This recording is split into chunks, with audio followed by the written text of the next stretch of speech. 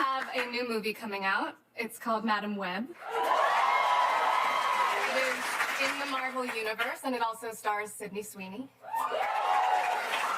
So it's kind of like if AI generated your boyfriend's perfect movie.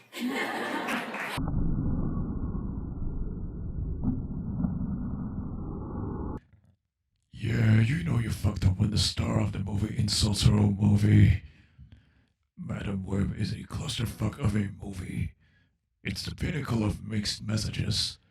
It's a movie that wants to be connected to the Spider-Man universe, and it's a movie that doesn't want to be connected to the Spider-Man universe.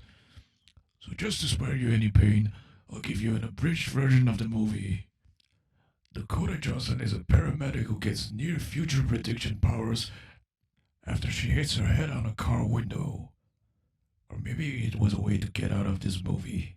Ezekiel is a dude who killed Dakota's mom because she found this special spider and he wanted to keep it for himself so he could get rich.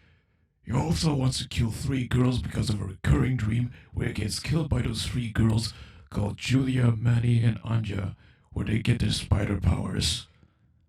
So then Dakota has to shelter these 3 girls because she finds out through a mental Zoom call that Ezekiel will never stop until all of them are dead. Also, there's a couple of references to Spider-Man here and there, but none of them actually matter.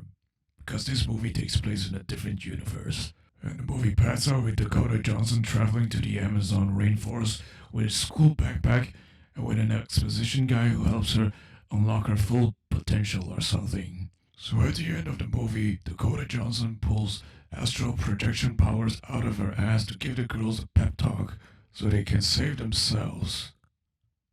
And nothing else because girl power, I guess. And Ezekiel dies by a falling sign because he was stupid enough to follow Dakota and friends in an abandoned storage warehouse that is stocked with fireworks, even though earlier on the place was deemed a fire hazard. Then we get some flash forwards of Dakota Johnson and the girls in their god-awful costumes as sequel bait. The end.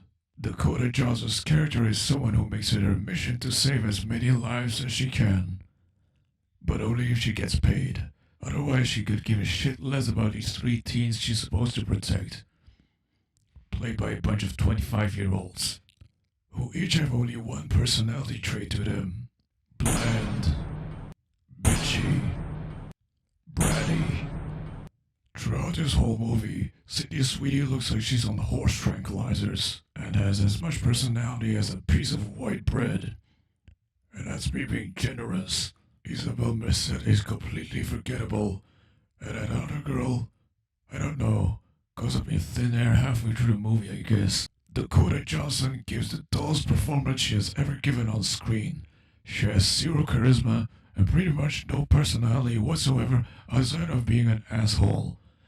The only defense she had was that she wasn't used to filming against a blue screen, and that left an impact on her performance, she claims. I call bullshit on that, because she acts dull to everyone she comes across in the movie. Even that damn cat. This is her only mode throughout the whole movie. I don't understand what's happening.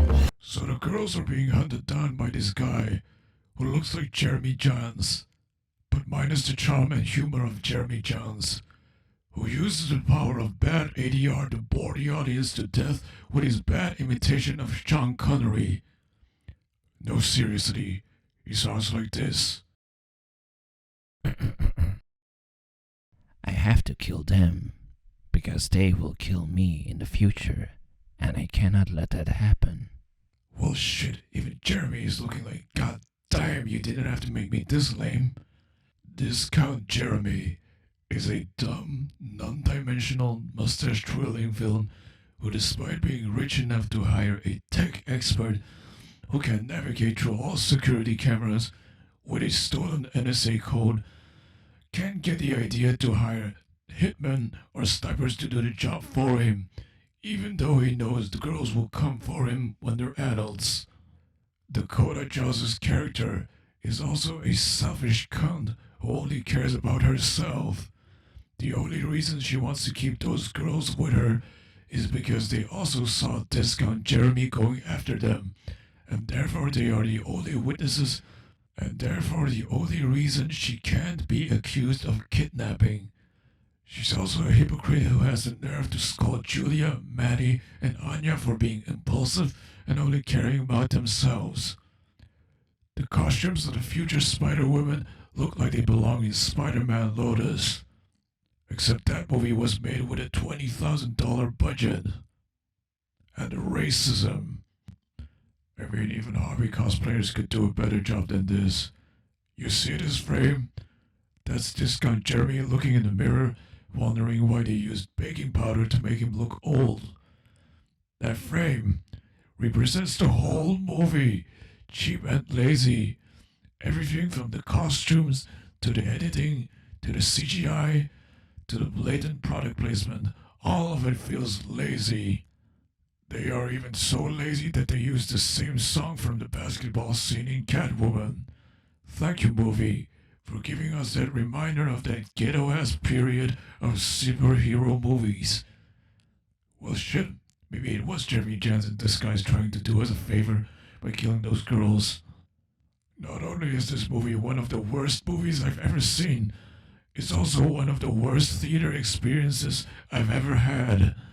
This is the brightness they showed in the trailers. And this is the brightness I got to see at my screening. This movie needs a cease and desist from cinema.